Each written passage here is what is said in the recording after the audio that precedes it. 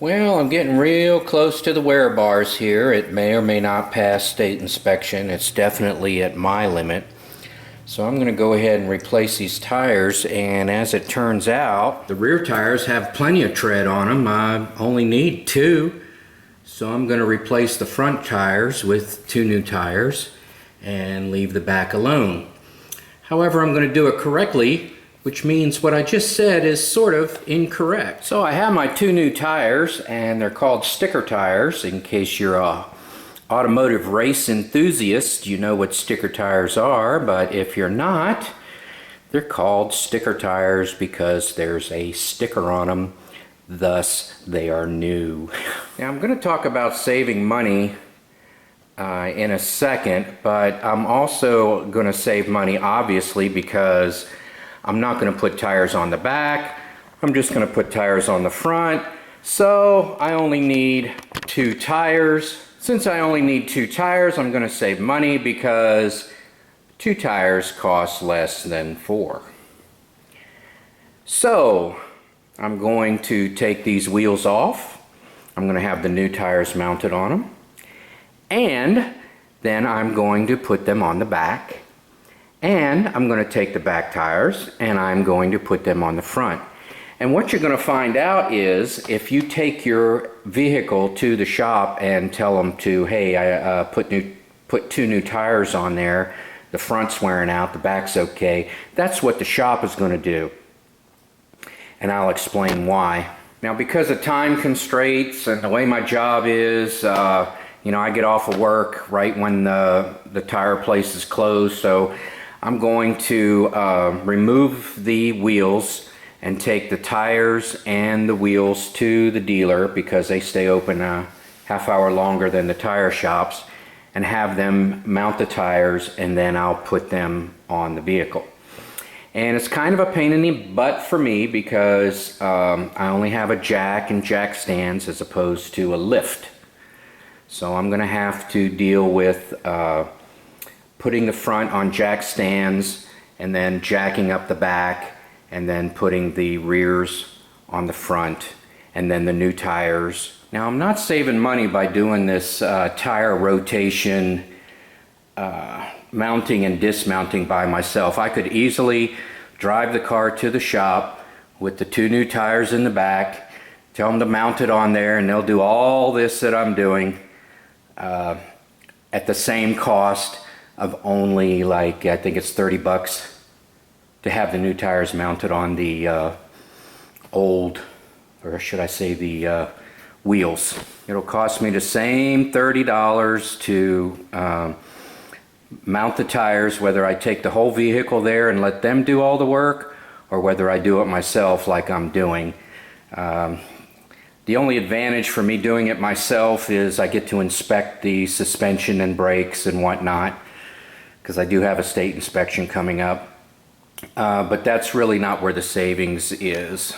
If I had the time to take the car to the shop, that's what I would do. But unfortunately, I don't.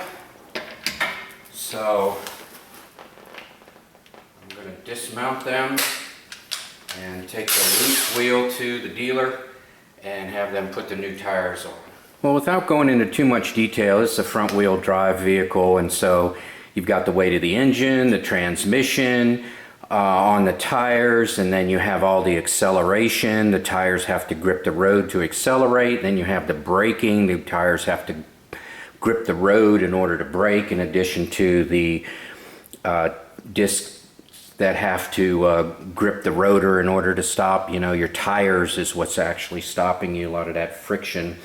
So the fronts have a tendency to wear more now. You can rotate your tires all the time.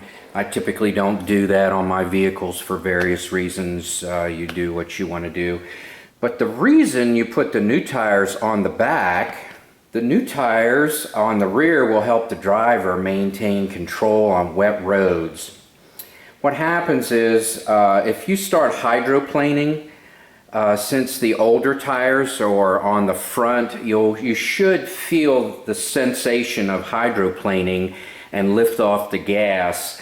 Whereas if you had new tires they might not hydroplane as quickly as the old tires in the rear, and now you have the back end coming around on you, and you're in a bad situation because losing control in the rear, either with a blowout or hydroplaning, is actually more difficult to recover from than if you start hydroplaning on the front. And the reason for that is understeer and oversteer. If the front tires have less tread depth than the rear, the fronts will begin to hydroplane first and lose traction on wet roads. This will cause the vehicle to understeer. That is, the vehicle will want to keep going straight. You turn the wheel and the vehicle just keeps going straight. However, understeer is easy to control because releasing the gas pedal will slow the vehicle and help the driver maintain control.